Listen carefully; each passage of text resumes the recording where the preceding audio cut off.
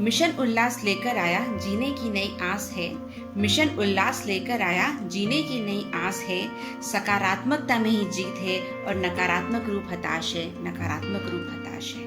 नमस्कार दोस्तों, team mission उल्लास की ओर से मैं डॉक्टर सविता गोस्वामी एक बार पुनः उपस्थित हूँ आप सभी लोगों के सामने हमारी ये पॉजिटिव स्टोरीज की सीरीज में।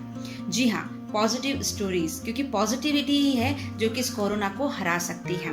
तो हमें सकारात्मक रवैया रखते हुए खुद का भी ध्यान रखना है और अपने आसपास के लोगों का भी। आज की जो हमारी स्टोरी है एक बहुत फेमस नाम है जिससे हम सभी लोग परिचित हैं, टाइटैनिक। जी हाँ, जब टाइटैनिक जहाज डूबा था उस समय की जो सत्य घटना जो वहाँ पे हुई थी उसके संबंध में एक स्टोरी मैं आपको सुनाने जा रही हूँ। जब वो जहाज डूब रहा था तब वहाँ पे 3 और जहाज उपस्थित थे जो कि उन लोगों को बचा सकते थे। सबसे पहला जहाज जो था वो टाइटैनिक से मात्र 7 मील की दूरी पर था और उस जहाज के कैप्टन ने टाइटैनिक जहाज के कैप्टन के द्वारा छोड़े गए सफेद गोले, जो कि हेल्प के लिए एक पुकार होती है कि सामने वाले को संदेश मिल जाए कि हाँ हम मुसीबत में हैं, हमें बचा लो, वो शोले भी उन्होंने देखे और साथ ही वहाँ के जो लोग थे जो चीख रहे थे, चिल्ला रहे थे, उनकी पुकार भी उन्होंने सुनी।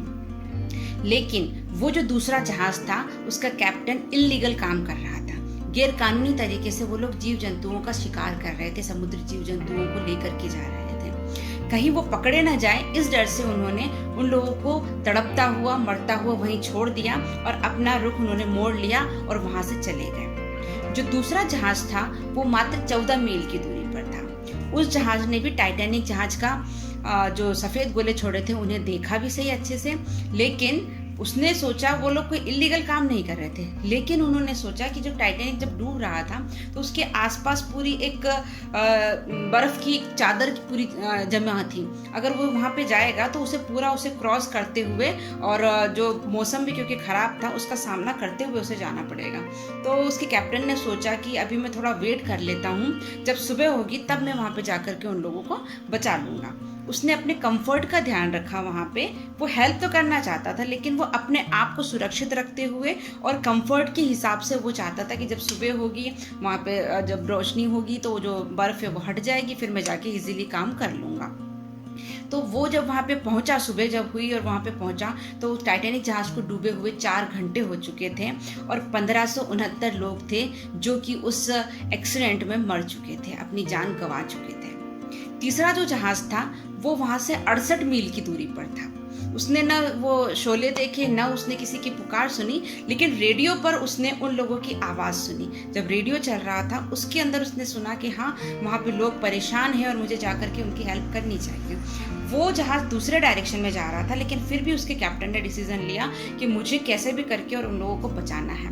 उसने अपना रुख वापस मोड़ा, टाइटैनिक की तरफ आया। न उसने मौसम की परवाह की, न उसने बर्फ़ की परवाह की, और वहाँ पे जा करके अपने लाइफ बोट्स की मदद से और उसके पास में जितने भी संसाधन थे उसने अपनी तरफ से पूरा प्रयास किया और 710 लोगों की जान उसने बचा ली।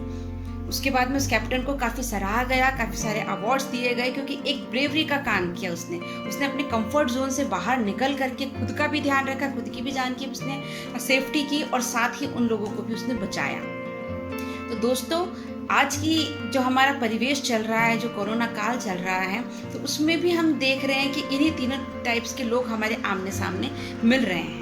सबसे पहला जहाँ पे हमने बात करी थी कि वो लोग इल्लीगल काम कर रहे हैं, तो इसी तरीके से कई लोग हैं जो आज भी इल्लीगल काम कर रहे हैं, काला बाजारी करके। और ये जो एक वैश्विक महामारी चल रही है, जहाँ पे एक संकट की घड़ी है, उस टाइम पे भी वो अपने लाभ को देखते हुए और काला बाजारी कर रहे हैं। या फिर कई लोग ऐसे हैं जो कि गाइडलाइन का पालन नहीं करके खुद के साथ साथ में सामने वाले की और अपने परिवार की जो जान है उसको भी खतरे में डाल रहे हैं।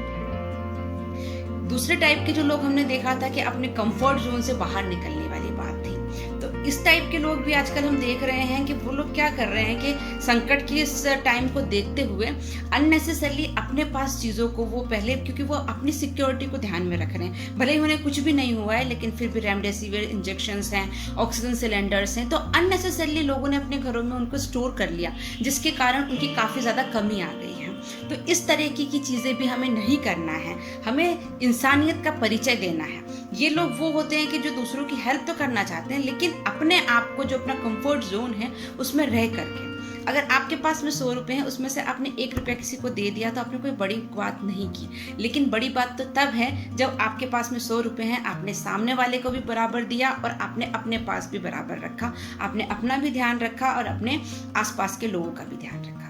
जो तीसरे टाइप के लोग हैं वो लोग हैं जो कि आज सारी परिस्थितियां होते हुए भी, कई सामाजिक संगठन हैं, हमारे फ्रंटलाइन वर्कर्स हैं, वो अपनी नैतिक जिम्मेदारी समझते हुए, खुद का भी ध्यान रखते हुए और दूसरे लोगों की जान बचा रहे हैं।